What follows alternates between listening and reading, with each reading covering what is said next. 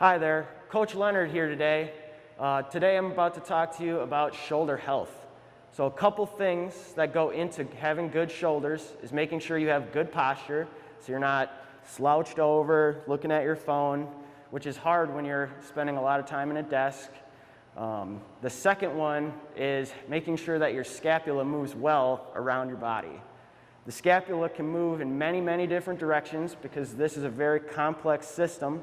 So a few of the different movements that it can go through are elevation, where it rises, depression, where it comes down, protraction, where it moves around, retraction, where they pinch together, and then upward rotation, where it spins around, downward rotation when it comes back.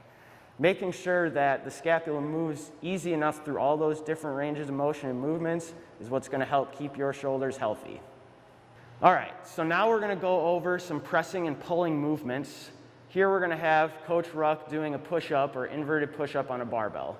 When you're looking at the scapula during this movement, you want to make sure that it's in a pretty neutral position on your back. You don't want to be shrugging up, and you don't want to be overly shrugging down. You want it somewhere in the middle.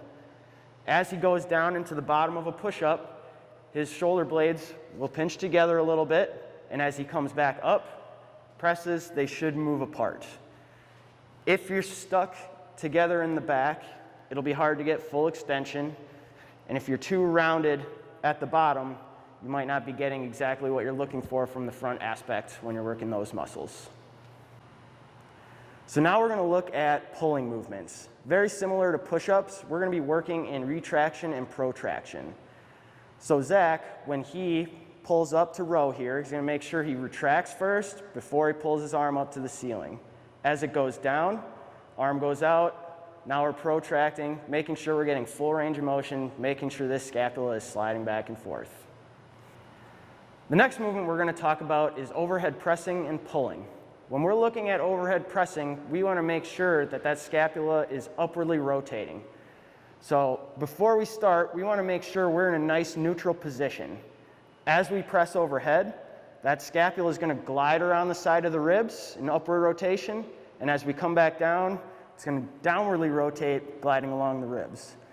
Common faults that you'll see when you're doing overhead pressing is that shoulder blade would tend to elevate while we shrug, and as we press overhead, that's not what we want.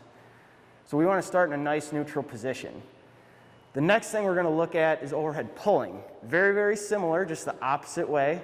So starting up tall, we want to make sure we're still in a neutral position. We're not allowing that shoulder blade to elevate while we're hanging. Starting in a neutral position, we're going to pull down. That scapula is going to downwardly rotate. And as we go back out, staying neutral, allowing that to upwardly rotate the other way. Making sure that the scapula glides really well along the rib cage is going to make sure that all of our overhead athletes, like baseball, softball, volleyball, tennis, and swim and dive, have healthy shoulders throughout the season.